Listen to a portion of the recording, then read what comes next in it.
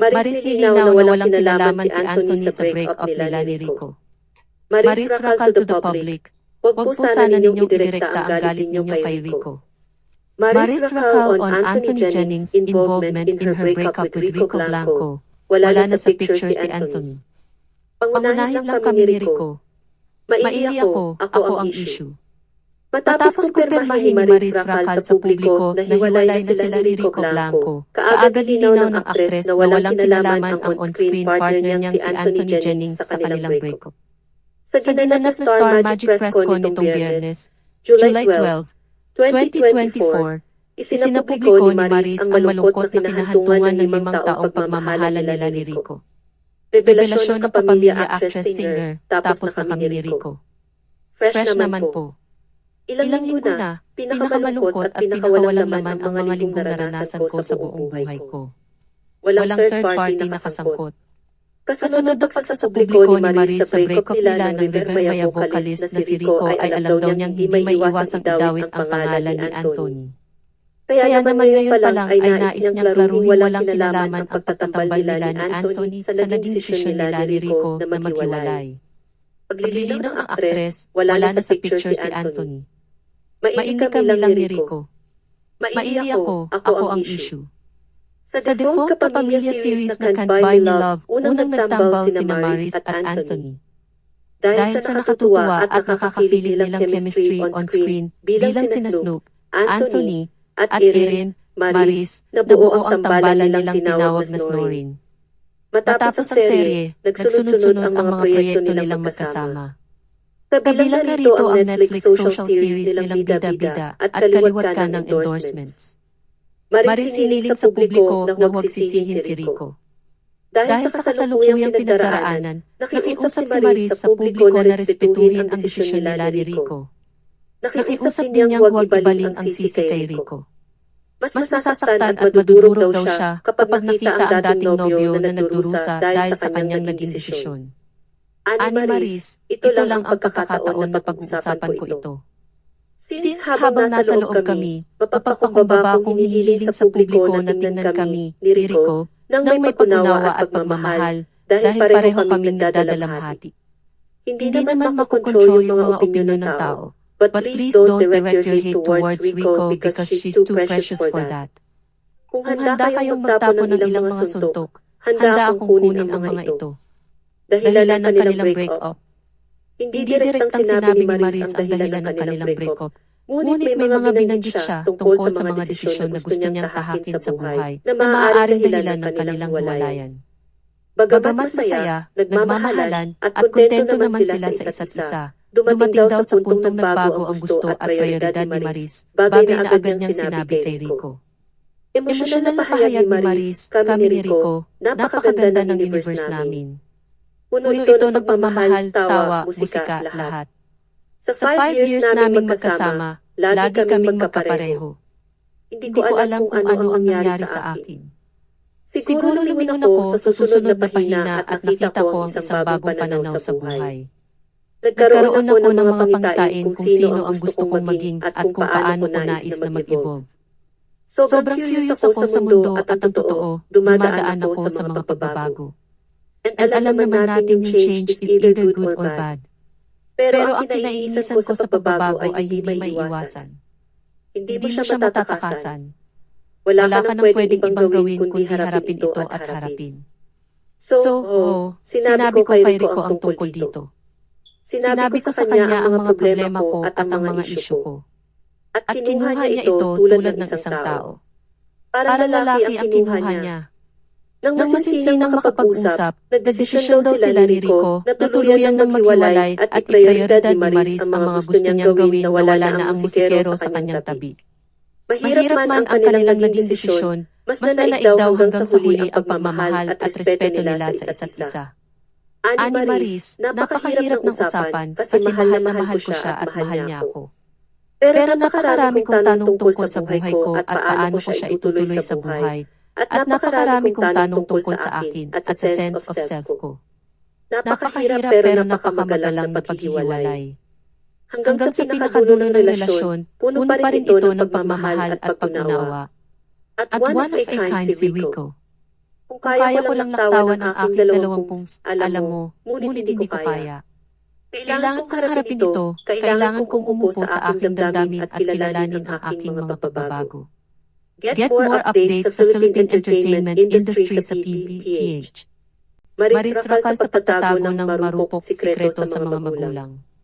Idiniit ni Maris Racal na gumawa ng sensitive scene sa dark comedy ni Quark Henares na marupok. Pero ngayong screening na ito sa mga sinehan, inamin ng aktres na kinakabahan siya sa panonood ng pelikula kasama ang kanyang mga magulang.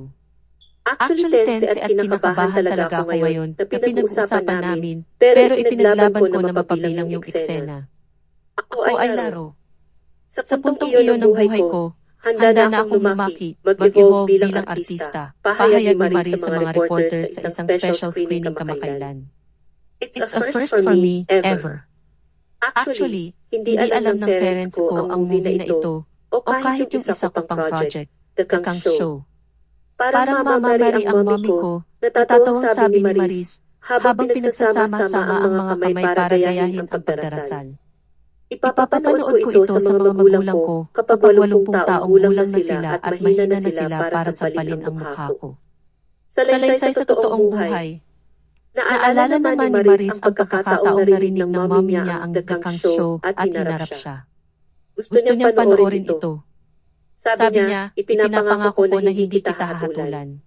Bata pa lang ako ay film lover na ako. Actually, gusto ko rin maging artista. Kaya siguro pwede tayong mag-movie marathon ng magkasama. Aalis na lang ako kapag sobrang awkward na sa kanya, dagdag ni Maris. Ang marupok ay batay sa real-life account ng transgender woman na si Zan Berntero, na ang Twitter thread kung paano siya nakatfish ng dalawang tao. Nag-viral noong 2020. Sinusundan ng pelikula si EJ Jalorina bilang Jansen Torres, na natagpuan ang pinaniniwalaan niyang tunay na pag-ibig kay Del Balmaceda, Royce Cabrera, sa isa nating lalong dumidilim ang sitwasyon hanggang sa malaman niya na ang lahat ay kontrolado at orchestrated ni Bini Landridos Maris. Mga review ng Rave. Para sa akin, sobrang iba ang role na ito. Si Biani ay isang napakadilim na pagkatao. Maririnig mo ang kanyang mga salitang hindi mo pa narinig mula sa akin. Nagbini ako bago ako gumanap bilang Irene Shue sa Can't Buy Me Love. May pressure kasi galing ako sa paggawa ng wholesome roles. Kinailangan kong manood ng mga pelikulang maituturing na edgy, na may mga karakter na outspoken at medyo sociopathic para lang makapasok sa mundo ni Bini. Aware si Marie sa mga rave reviews na nakukuha niya sa mga dumalo sa special screening sa Cinemalaya Film Fest last year. Ginawa rin ni Marupok ang pag-ikot sa mga piyesta sa Italia, Espanya at Estados Unidos. Na-realize ko kung gaano ako ka-enjoy sa pagganap ng kontrabida. Bilang kontrabida, kontrolado mo ang eksena. May kakayahan kang ilagay ang lahat ng iyong galit at pagkabigo sa eksena, at ang iyong koktor ay lamang nangunguha ng mga suntok. Bilang artista, nakakatulong ito sa pag-alam ng iyong passion, she pointed out. Ayon kay Maris, nagulat siya sa balitang nag-screen na ang pelikula sa Ayala Malls nationwide simula July 10. Nalaman ko lang ito 2 linggo bago ang showing date, pero masaya itong balita, ani Maris. Sinabi ni Quark na pinag-aralan nila ng curator na si John Bidia ang SOGI Equality Bill bago isinulat ang script. I acknowledge that I'm a cishet and a privileged Filipino, kaya iba ang mga experiences ko kumpara sa mga trans community, ani Quark. Gusto kong itama sa kanila, kaya ang love scene, halimbawa, ay sa direksyon ni Rod Singh. Lagi kaming may konsultan sa set. Sa katunayan, madalas namin kausapin si Zan tungkol sa script. Ito ay talagang sa pamamagitan ng kanyang mga mata. Pero kahit ngayon na napakaraming oras na ang lumipas, feeling ko mas pinipili pa rin ang pelikula, mas importante. Lalo na't lumalabas ang SOGI Bill, he added. Emosyonal na karanasan. Kumbinsido si Quark na ang transgender community ay lalong madaling kapitan ng catfishing. Ipinakita namin ang ilang mga pagbabasa, manunulat at aktivista, Bella Habidjan. Isang emosyonal na karanasan ito para sa kanya.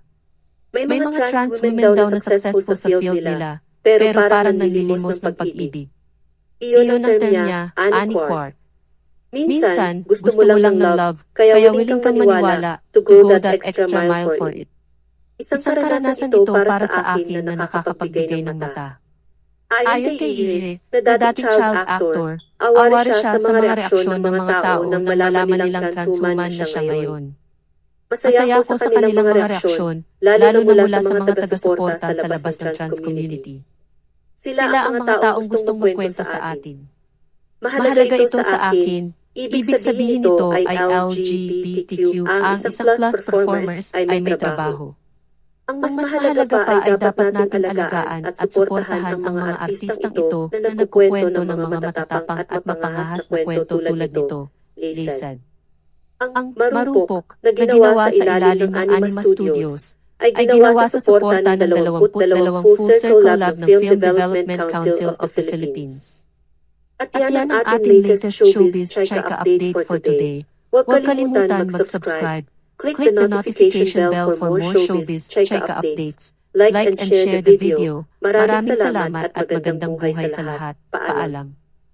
Oh, how does it feel after a year? Eto na siya. Oo, eto na. Finally. Happy kami na maipapalabas na siya. Actually, biglaan ang pagkalabas nito. Kahit Biglaan kami, pa yun? oo. Like, nalaman ko lang 3 weeks or 2 weeks before the showing date. And luckily na-move, so we had time to prepare for the promotions. Ayun, very happy lang kami na mapapanood na to ng mga Pinoy. So, na-ex pala siya. So, medyo nanganib pa. Yes, nakanib siya. Pero buti na lang R18. Pero sa title lang naman yun. Yes, sa title Wala lang. tinanggal ng mga eksena. Wala po, wala. Maris, ano yung balita nyo kay Linear character? Yung actual na taong may balita. Kasi minention kanina si Direk Art na parang bumalik ulit siya sa dati niyang buhay. Ako, I guess I cannot comment on that kasi hindi ako aware or fully aware and di rin ako nakakita or hindi ko pa siya nakaka-work. It's just, nakaka-concern lang na may mga ganung taong may nagawang mas ganun kasama at